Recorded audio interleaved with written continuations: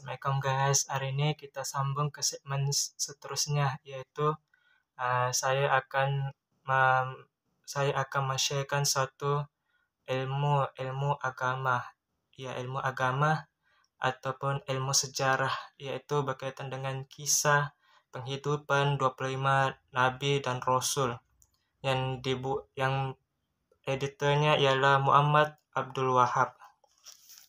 Oke, di sini saya akan men-sharekan kisah hidup nabi-nabi terdahulu dalam menyebarkan agama Islam, yaitu 25 nabi dan rasul ya. Oke, dalam kandungan yaitu kata pengantar, saya akan men-share kepada korang semua, yaitu kisah hidup Nabi Adam alaihissalam. Oke, saya akan mulakan dengan membaca Bismillahirrahmanirrahim. Bismillahirrahmanirrahim. Allahumma ftah alaina hikmataka wa ansyur alaina min huzaini rahmatika ya arhamar rahimin.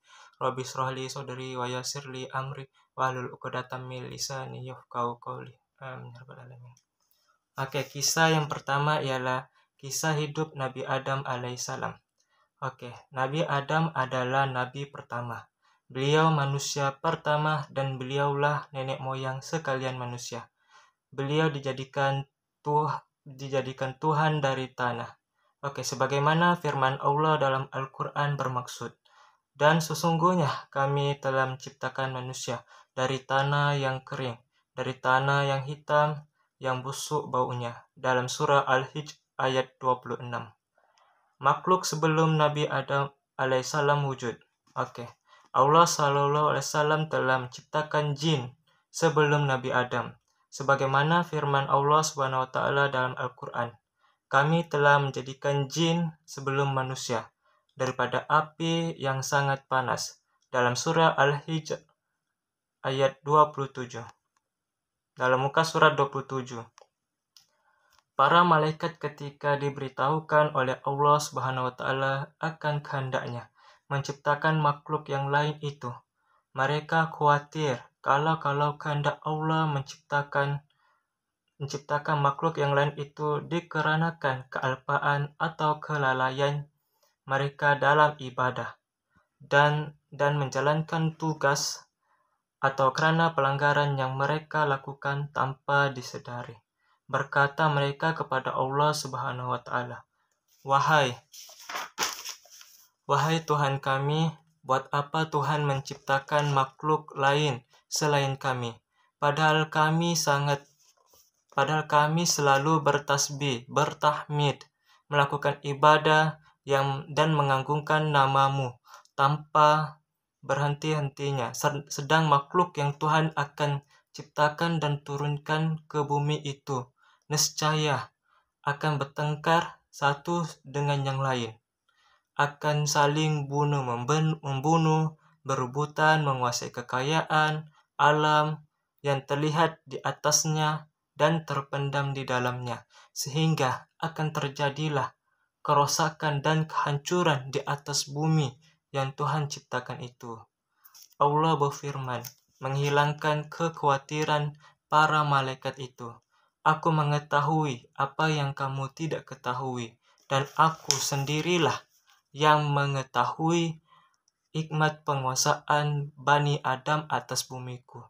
Bila aku telah menciptakannya dan meniupkan roh kepadanya, bersujudlah kamu di hadapan makhluk baru itu sebagai penghormatan dan bukan sebagai sujud ibadah, kerana Allah Subhanahu wa Ta'ala melarang hamba-Nya beribadah kepada sesama makhluknya.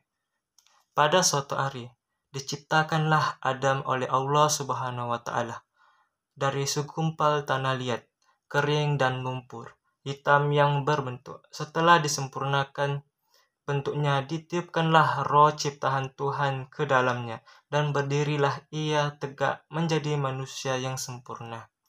Oke, kita teruskan. Iblis ingkar bersujud kepada Nabi Adam alaihissalam.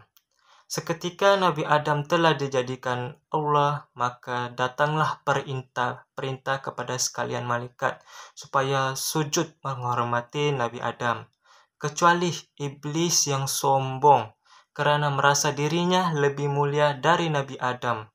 Sebab ia dijadikan dari api, sedang Adam dijadikan dari tanah. Kebanggaan dengan asal-usulnya menjadikan ia sombong dan merasa rendah untuk bersujud menghormati Adam seperti para malaikat yang lain, walaupun diperintahkan oleh Allah. Tuhan bertanya kepada iblis, "Apakah yang mencegahmu bersujud menghormati sesuatu yang telah aku ciptakan dengan tanganku? Adakah engkau menganggap dirimu besar dan agung?" Iblis menjawab, "Aku adalah lebih mulia dan lebih unggul dari dia. Engkau telah ciptakan aku dari api dan menciptakan dia dari lumpur." Sebagaimana firman Allah bermaksud, "Ingatlah ketika Allah berfirman kepada para malaikat, 'Sujudlah kamu kepada Adam,' maka sujudlah mereka semua, kecuali iblis. Dia enggan dan sombong, maka dia adalah termasuk golongan yang kafir." Dalam surah Al-Baqarah, muka surat 34. Iblis dikutuk oleh Allah Subhanahu wa Ta'ala. Dalam surah Al-Baqarah ayat ke-34. Iblis dikutuk oleh Allah Subhanahu wa Ta'ala. Karena iblis tidak mau sujud kepada Adam, maka Allah berfirman dalam Al-Qur'an sebagai bermaksud, Allah SAW bertanya, "Hai iblis, mengapa engkau tidak turut bersama mereka yang bersujud?" Ia menjawab, "Aku tidak mahu sujud kepada manusia yang engkau jadikan dia dari tanah kering dan dari tanah hitam yang busuk baunya." Allah SAW berfirman, "Keluarlah engkau daripadanya, karena sesungguhnya engkau terkutuk, dan sesungguhnya atasmu laknat sampai hari pembalasan." Dalam surah Al-Hijr ayat 32 hingga 35. Karena kesombongan, kebongkakan, dan pembangkangannya melakukan sujud dan yang diperintahkan, maka Allah mengajar iblis dengan mengusirnya dari surga dan mengeluarkannya dari barisan malaikat dengan disertai kutukan dan laknat yang akan melekat pada dirinya hingga hari kiamat. Di samping itu, ia dinyatakan sebagai penghuni neraka. Iblis dengan bongkaknya menerima baik ganjaran Tuhan itu, dan ia hanya memohon agar kepadanya diberi kesempatan untuk hidup kekal hingga hari kebangkitan kembali di hari kiamat. Allah meluluskan permohonannya dan ditangguhkanlah ia sampai hari kebangkitan. Iblis setelah menerima jaminan Tuhan bahwa ia akan diberi tangguhan hidup sampai hari kebangkitan, tidak berterima kasih dan bersyukur atas pemberian jaminan itu. Bahkan sebaliknya, ia mengancam akan menyesatkan Adam sebagai sebab terusirnya dia dari surga dan dikeluarkannya dari barisan malaikat, dan akan mendatangi anak-anak keturunannya dari segala sudut untuk memujuk mereka meninggalkan jalan yang lurus. Mereka yang lurus dan bersamanya menempuh jalan yang sesat, mengajak mereka melakukan maksiat dan hal-hal yang terlarang, menggoda mereka supaya melalaikan perintah-perintah agama dan mempengaruhi mereka agar tidak bersyukur dan beramal soleh. Kemudian Allah berfirman kepada iblis terkutuk itu, "Pergilah engkau bersama pengikut-pengikutmu yang semuanya akan menjadi isi jahanam dan bahan bakar neraka.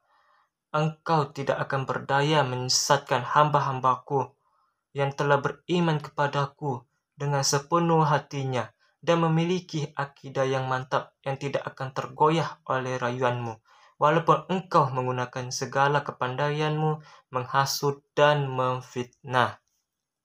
Sejak itulah iblis tidak boleh lagi tinggal di surga.